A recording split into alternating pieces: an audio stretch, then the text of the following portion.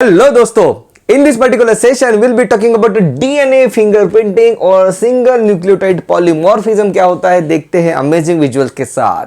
मुझे पता है टॉपिक जो है थोड़ा कॉम्प्लिकेटेड है, वीएनटीआर क्या होता है, मिनी सैटेलाइट, माइक्रो सैटेलाइट, सब कुछ चीजें सभी चीजें क्लियर हो जाएगी। Let's jump into the details. DNA fingerprinting, yes, यहाँ पे खून हो चुका है और डेड बॉडी पड़ी है। आपको बुलाया जाता है कि यहाँ पे जाके आप तहकीकात करो कि कौन है खूनी।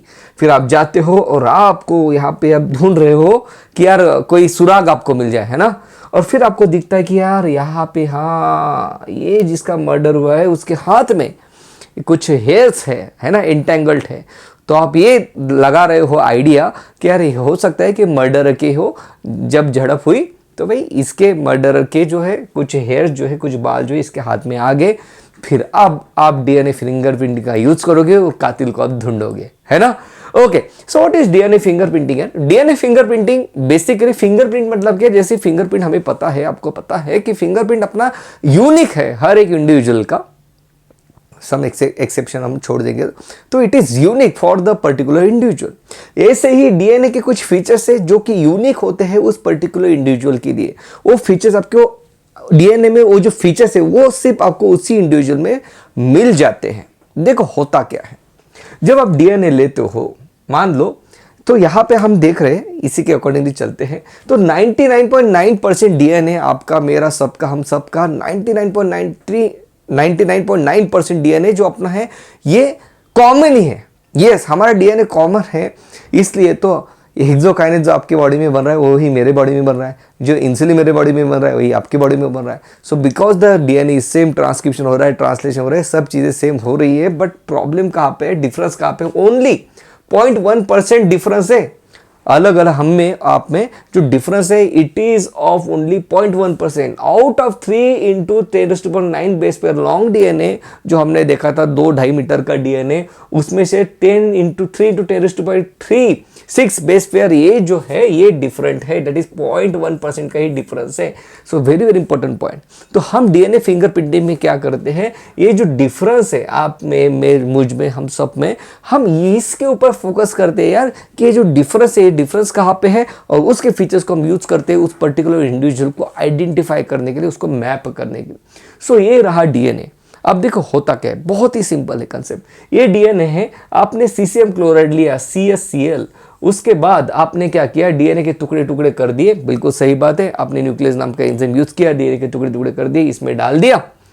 अब फिर क्या हुआ, अब आपने देखा कि यार इसकी डेंसिटी कैसे कैसे आ रही है।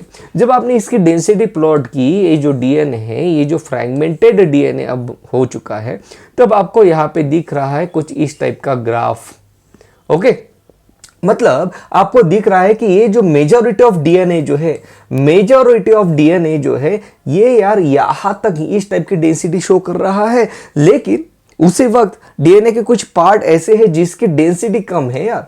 यस, तो मैं इस पर्टिकुलर डीएनए को कहता हूं बल्क डीएनए, क्योंकि बल्क में है ना, मेजॉरिटी ऑफ डीएनए ये जो अपनी डेंसिटी शो कर रहा है इस रीजन में शो कर रहा है, और ये जो डीएनए कुछ ही स्मॉल, कुछ पर्टिकुलर फ्रैक्शन ऑफ डीएनए जो है इसकी डेंसिटी अलग है बल्क डीएनए से। इस टाइप के डीएनए को मैं कहता हूं सैटेलाइट डीएनए। सैटेलाइट मतलब क्या, जो इससे अलग है, जो बल्क से जो अलग है। You got my point. देखो हमने डीएनए लिया, डीएनए के टुकड़े टुकड़े कर दिए, फिर उसके अब हम डेंसिटी देख रहे हैं, मतलब एक तरीके से वेट देख रहे हैं। तो मुझे दिख रहा है यार मैक्सिमम डीएनए के फ्रैगमेंट जब मैं प्लॉट करता हूँ ग्राफ पे, तो यार एक पर्टिकुलर टाइप का वो डेंसिटी शो करते हैं, इतनी डेंसिटी शो करते हैं।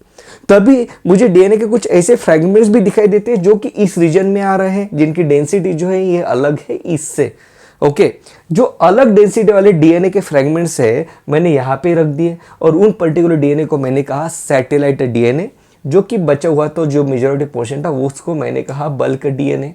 फिर अब देखेंगे अपन कि यार ये जो सैटेलाइट डीएनए जो है ये लोकेटेड कहाँ पे। देखो सबसे पहले हमने क्या किया, डीएनए को सीसीएम क्लोराइड में डाला, some parts of the DNA get separated from the bulk DNA based on the density.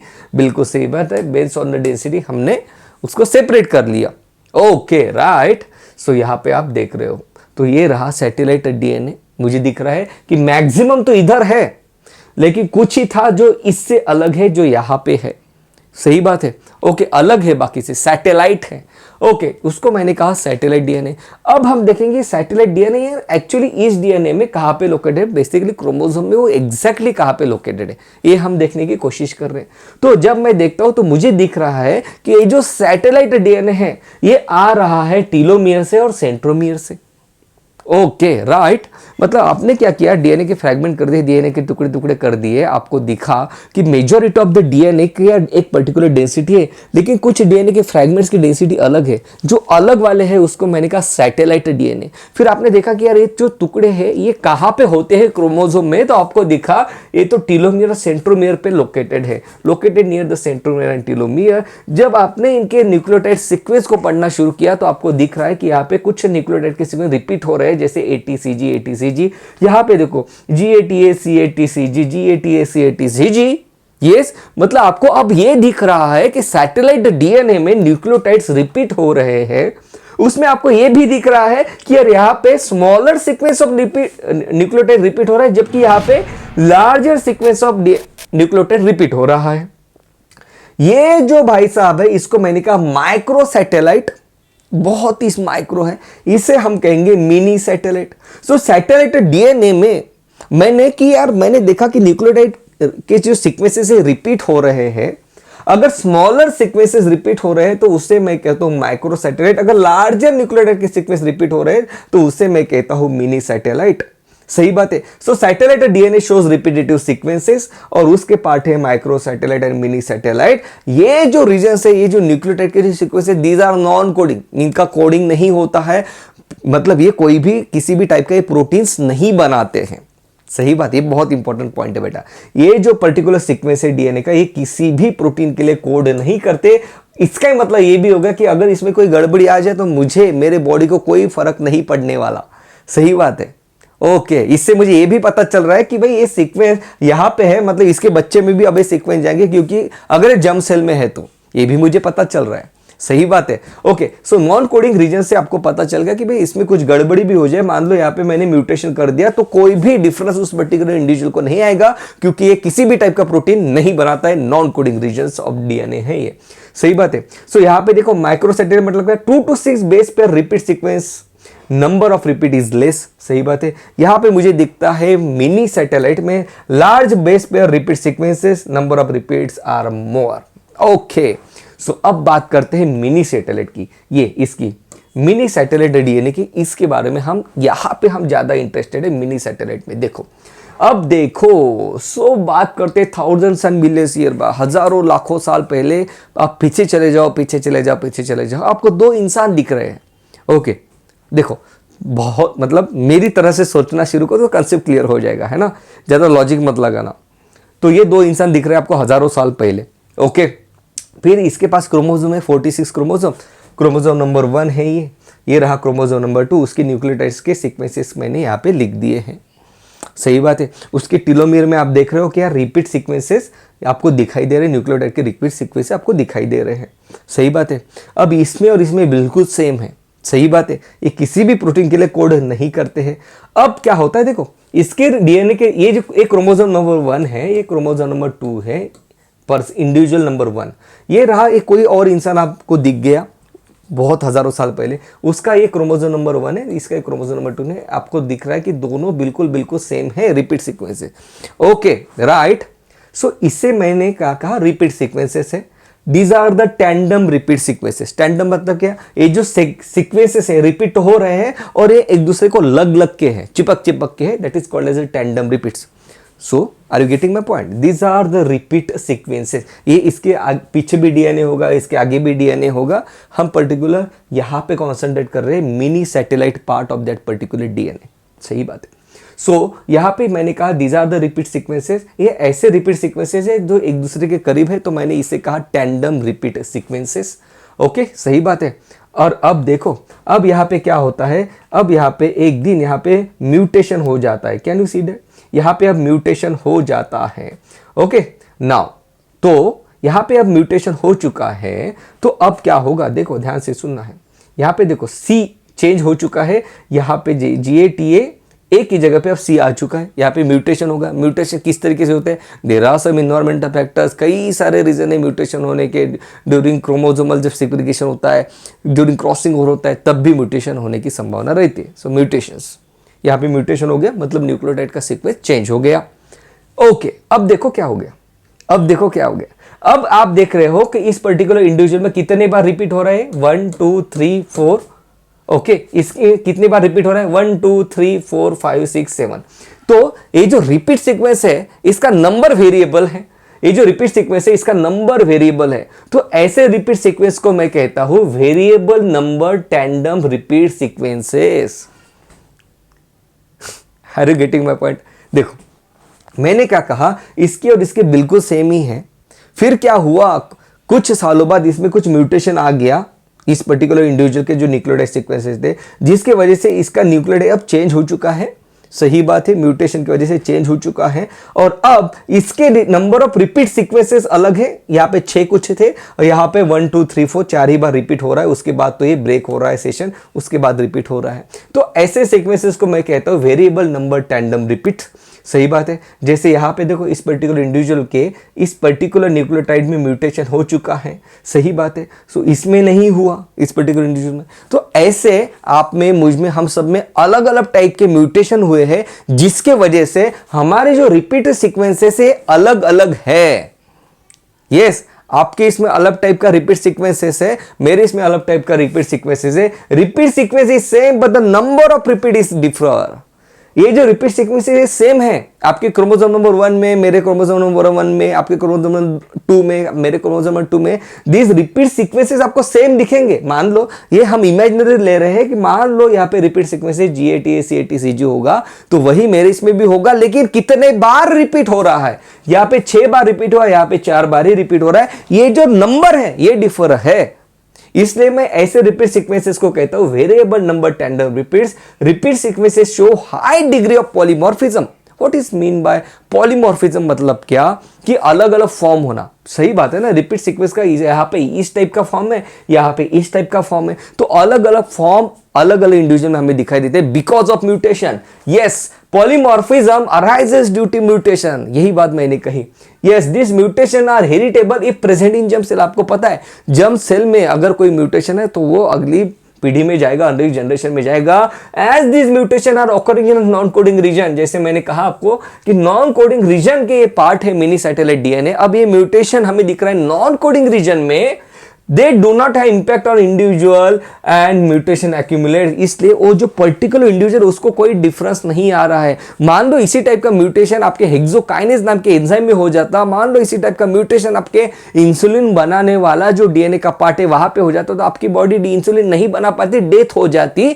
लेकिन अब चूंकि ये जो DNA है यहां पे जो म्यूटेशन हो रहा है नॉन कोडिंग रीजन में हो रहा है, इसलिए ये लीथल नहीं है। एक एक पॉइंट एनसीईआरटी का, एक एक पॉइंट MCQ है बेटा, बहुत important. This do not impact on individual and mutation accumulate. अब म्यूटेशन एक्यूमुलेट हो जाते हैं क्योंकि वो जो इंडिविजुअल है अभी पास ऑन कर रहे हैं नेक्स्ट जनरेशन में। इस तरीके से हमने म्यूटेशन को एक्यूमुलेट किया है। This repeat sequences shed light on evolution. Yes, आप में मुझ में रिपीट सीक्वेंसेस सेम दिख रहे हैं। यहां से हमें पता चला कि भाई आप में रिलेटेड है, इवोल्यूशन के ऊपर लाइट भेज रहा है। अब देखो होता क्या है। अब यहाँ पे मैंने कुछ यहाँ पे क्रोमोसोम लिख लिए हैं। क्रोमोसोम नंबर 1 से लेके मान लो ये 46 क्रोमोसोम है। 1 2 है ना, क्रोमोसोम नंबर 1 2 3 ये 4, मान लो 46 क्रोमोसोम यहाँ पे हमने ला दिए। और यहाँ पे अलग अलग टाइप के रिपीट सीक्वेंसेस है। मान लो यहाँ पे GATA CAT CG इस पर्टिकुलर इंडिविजुअल 51 टाइम्स रिपीट हो रहा है। उसके बाद आपको आपके म्यूटेटेड रिपीट सीक्वेंस दिख रहा है। उसके बाद आपने फिर से देखा कितने बार रिपीट हो रहा है, आपको दिखा कि 60 टाइम्स रिपीट हो रहा है। वही ये जो पर्टिकुलर इंडिविजुअल है म्यूटेशन तो रैंडम हो रहा है, इसमें जो रिपीट सीक्वेंस है 70 टाइम्स रिपीट हुआ, उसके बाद अचानक से म्यूटेशन आ गया था उस पर्टिकुलर इंडिविजुअल में। ओके तो 70 टाइम्स रिपीट के बाद उसके बाद ये 50 बार रिपीट हो रहा है। तो अब देखो ये जो रिपीट सीक्वेंस है इनको डिटेक्ट करने के लिए हमने क्या किया है, हमने रेडियो एक्टिव DNA प्रोब बना लिए हैं लैब में। ये रेडीमेड हमने बना के ले लिए। हमने क्रोमोसोम नंबर स्टडी किए, हमको पता है कि कौन से क्रोमोसोम में किस टाइप के रिपीट सीक्वेंसेस होते हैं। हमें पता है कि इस टाइप के रिपीट सीक्वेंसेस होते हैं, हमें ये पता है कि इसका नंबर अलग अलग है। आप में मुझ में नंबर अलग अलग है। मान लो आपके इसमें 51 टाइम्स रिपीट हो रहा है, मेरे इसमें 70 टाइम्स रिपीट हो रहा है, तो नंबर अलग अलग है। तो मैंने इसका डीएनए का radio active DNA probe lab में बना के रख दिया complementary. Can you see these are the complementary one, okay right. फिर जब मैं आपका डीएनए लूंगा या तो फिर मैं मेरा डीएनए लूंगा, उसके ऊपर मैं डीएनए प्रोब डालता हूं, तो डीएनए प्रोब यहां पे जाके इसको डिटेक्ट कर लेता है और इस तरीके से एक तरीके से बारकोड इस पर्टिकुलर इंडिविजुअल का हम बना लेते हैं। ये बारकोड हो गया एक तरीके से, है ना। आपको दिख रहा होगा कि ये सिर्फ आपका है, आपके इसमें ही इस टाइप का बारकोड का पैटर्न मिलेगा। 46 डीएनए है आपके पास, ओके, और रिपीट सीक्वेंसेस कई सारे हैं, राइट। 3 × 10⁶ हमने देखा है। तो आपका जो बारकोड है ये आपको इस तरीके से दिखेगा, जो आपके लिए यूनिक है। इसका अलग है, इसका अलग है। तो कंप्यूटर की भी हेल्प यहाँ पे ली जाती है। देखो हम यहाँ पे क्या करते हैं, सबसे पहले डीएनए को आइसोलेट करेंगे। जो हमको जो सुराग मिला था ना, हेयर मिला था, जिसका खून हो गया था उसके हाथ में, हम वहां से डीएनए को आइसोलेट करेंगे, सही बात है। उसके बाद digestion of the DNA by restriction endonuclease, DNA को डाइजेस्ट करेंगे रिस्ट्रिक्शन एंडोन्यूक्लियस से, उसके टुकड़े टुकड़े कर देंगे अपन। Separation of DNA fragments by electrophoresis, जब हम बायोटेक्नोलॉजी पढ़ेंगे तब और चीज क्लियर होगी। गरोज जेल इलेक्ट्रोफोरेसिस में हम यहाँ पे डीएनए के फ्रैगमेंट्स को डालेंगे, based on the length DNA के फ्रैगमेंट सेपरेट होंगे। उसके बाद हम डीएनए को ट्रांसफर करेंगे, transferring of separated DNA fragment to a synthetic membrane such as nitrocellulose और नायलॉन के ऊपर हम यहाँ पे ट्रांसफर कर देंगे। इसी को ब्लॉटिंग भी कहते हैं, राइट। और अब आता है वीएनटीआर प्रोब का मतलब। वीएनटीआर प्रोब मतलब क्या है? These are the complementary nucleotide sequence से बना हुआ प्रोब है। Hybridization is done using labelled VNTR probe. Detection of hybridized DNA fragments by auto radiography. फिर ये जो प्रोब है ये क्या करेगा? ये कॉम्प्लीमेंट्री है, तो ये वहां पे जाके अटैच हो जाएगा और फिर हम ऑटो रेडियोग्राफिक टेक्निक के थ्रू यहां पे हम उसके फोटो लेंगे। तो हम देखेंगे हाइब्रिडाइज्ड डीएनए। हाइब्रिडाइज्ड डीएनए मतलब क्या बेटा? ये जो वीएनटीआर है इसको आप इसके ऊपर रखोगे तो ये हाइब्रिडाइज्ड डीएनए इसे हम कहेंगे। सही नहीं? हाइब्रिडाइज हो गया, बिल्कुल सही बात है, क्योंकि ये कॉम्प्लीमेंट्री है इन दोनों के ऊपर। तो अब जो डीएनए बना उसको हमने हाइब्रिडाइज्ड डीएनए का, उसको हम ऑटो रेडियोग्राफी टेक्निक के थ्रू अब हम डिटेक्ट करेंगे। सही बात है, ओके। सो इस तरीके से इसके स्टेप्स पूछे जाते हैं। ये जो ब्लॉटिंग टेक्निक यहाँ पे यूज की जा रही है, इस टाइप की टेक्निक को हम कहते हैं साउदर्न ब्लॉटिंग टेक्निक। साउदर्न, सही बात है, इसे हम कहते हैं southern blotting technique. Very very important point, okay. This is called as southern blotting technique, very very important. एक बार एम्स में पूछा गया था, ये जो टेक्निक है जहां पे हम डीएनए के फ्रैगमेंट्स करते हैं, उसके बाद उसको सेपरेट करते हैं और उसके बाद उसको नाइट्रोसेल्यूलोज पेपर के ऊपर हम लगा देते हैं, इसे कहते हैं restriction fragment length polymorphism, RFLP इसे हम कहते हैं। This is called as a restriction fragment length polymorphism, बिल्कुल सही बात। सो यहाँ पे आप देख लो इस तरीके से। सो यहाँ पे इंडिविजुअल ए का लिया है, यहाँ पे हमने इंडिविजुअल बी का लिया है। आपको दिख रहा है इसका अलग अलग अलग अलग पैटर्न यहाँ पे बनता हुआ दिखाई दे रहा है because of the VNTR probe. सही बात है, ओके राइट। इस तरीके से डीएनए का फिंगरप्रिंटिंग होता है। सो यहाँ पे देखो, यहाँ पे बताया गया है कि ये जो आपको सैंपल मिला, सी सैंपल आपको मिला है, वो जो हेयर का था इस टाइप से। फिर आपके 2 सस्पेक्ट है कि 2 मर्डरर हो सकते हैं, मर्डरर ए, मर्डरर बी। आपने इसका और इसका फिंगरप्रिंटिंग किया, आपको दिख गया ये, आपको दिख गया ये, आपको अब दिख रहा है ये जो सी है, जैसे सैंपल जो है ये बी के साथ मैच हो रहा है। देखो इसका ये रेड यहाँ पे मैच हो रहा है। आपको पता चल गया ये जो हेयर है ये भाई इसका है, बी इंडिविजुअल का है, बबीता का है, वो बबीता ही खूनी है। इस तरीके से अब बढ़ते हैं आगे, बात करते हैं डीएनए पॉलीमॉर्फिज्म की।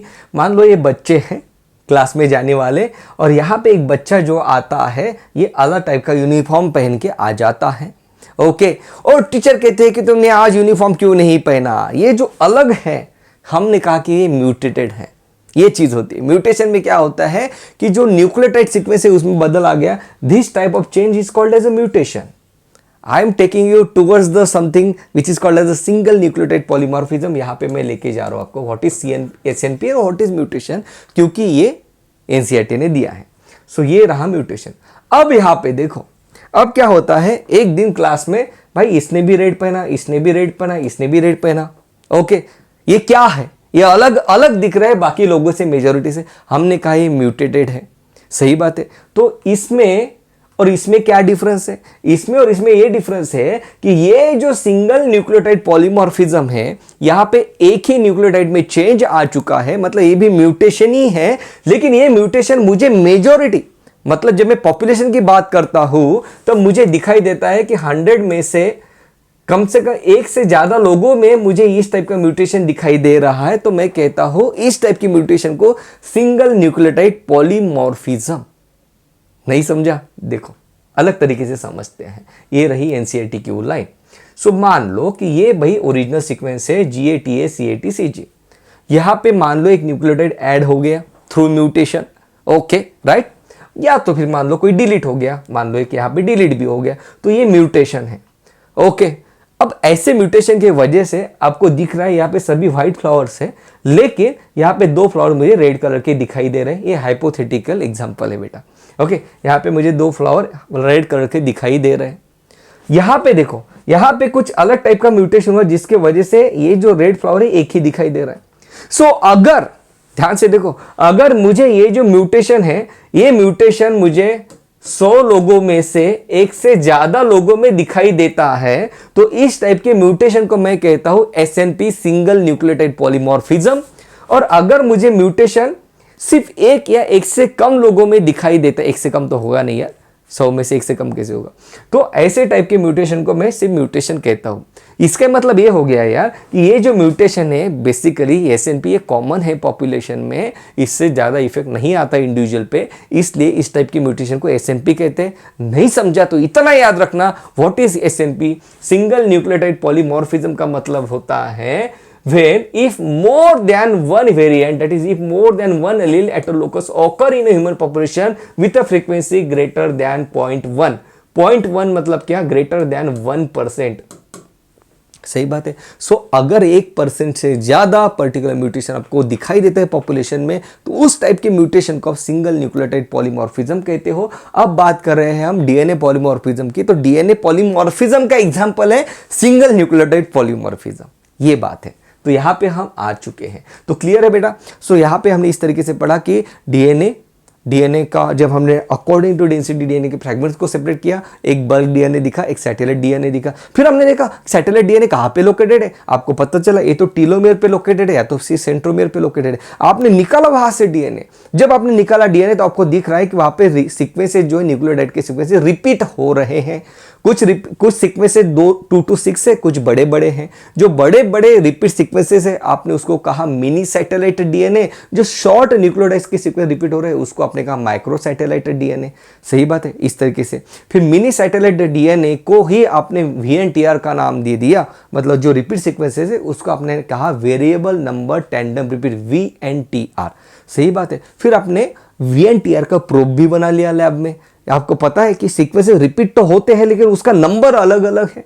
आप में मान लो कोई सीक्वेंस 10 बार रिपीट हो रहा है, मेरे इसमें 5 बार रिपीट हो रहा है। ऐसा क्यों रिपीट हुआ? क्योंकि बीच में जो है बीच में म्यूटेशन आ गया जिसकी वजह से चेंजेस आ गए और रिपीट सीक्वेंस चेंज हो गया। इसलिए आप में रिपीट सीक्वेंस का नंबर अलग, मेरे इसमें रिपीट सीक्वेंस का नंबर अलग। उसी नंबर को हम ढूंढने की कोशिश करते हैं with the help of DNA probe. फिर ऑटो रेडियोग्राफी करते हैं, एक तरीके से हमारे पास बारकोड टाइप का एक मैप आ जाता है और हमें पता चल जाता है कि ये इंडिविजुअल ये है, ये इंडिविजुअल ये है। अब ये जो डीएनए फिंगरप्रिंटिंग है बेटा, इसका यूज कहाँ पे होता है? पेरेंटल टेस्टिंग के लिए, क्योंकि पेरेंट से इनहेरिट हो रहा है तो पेरेंट और चाइल्ड में बहुत सी सिमिलरिटी हमें दिखाई देती है।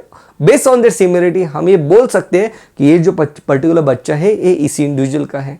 क्राइम सीन फॉरेंसिक मेडिसिन में डीएनए फिंगरप्रिंट का यूज होता है। एक सवाल पूछा गया था एक बार, मोनोजाइगोटिक ट्विन। मोनोजाइगोट मतलब क्या? ये रहा ओहम और स्पर्म फ्यूज हो गए, जाइगोट बन गया। मान लो ओहम और स्पर्म फ्यूज हो गए, जाइगोट बन गया। अब ये एक पर्टिकुलर फीटस में डेवलप होने वाला था, लेकिन उससे पहले ही ये जो जाइगोट है, इस जाइगोट के 2 टुकड़े हो गए, जाइगोट सेपरेट हो गया। अब ये अलग इंडिविजुअल बन रहा है, अलग इंडिविजुअल बन रहा है, बेसिकली ट्विन्स है। ओके, इससे बने, इसी जाइगोट से बने। तो यहाँ पे जो डीएनए के सीक्वेंसेस है वही इसमें भी है, वही इसमें भी है। सही बात है। तो मोनोजाइगोटिक ट्विन में डीएनए फिंगरप्रिंट्स जो है दोनों के सेम रहते हैं। That is the only limitation of DNA fingerprinting, okay, जो आपके सिलेबस में दिया है। सो दोस्तों, that was all about this session. Video अच्छा लगे तो वीडियो को लाइक, चैनल को सब्सक्राइब करना मत भूलना। कमेंट सेक्शन में मुझे जरूर बताओ if you find this tutorial helpful. Thank you so much दोस्तों, love you, take care, bye bye.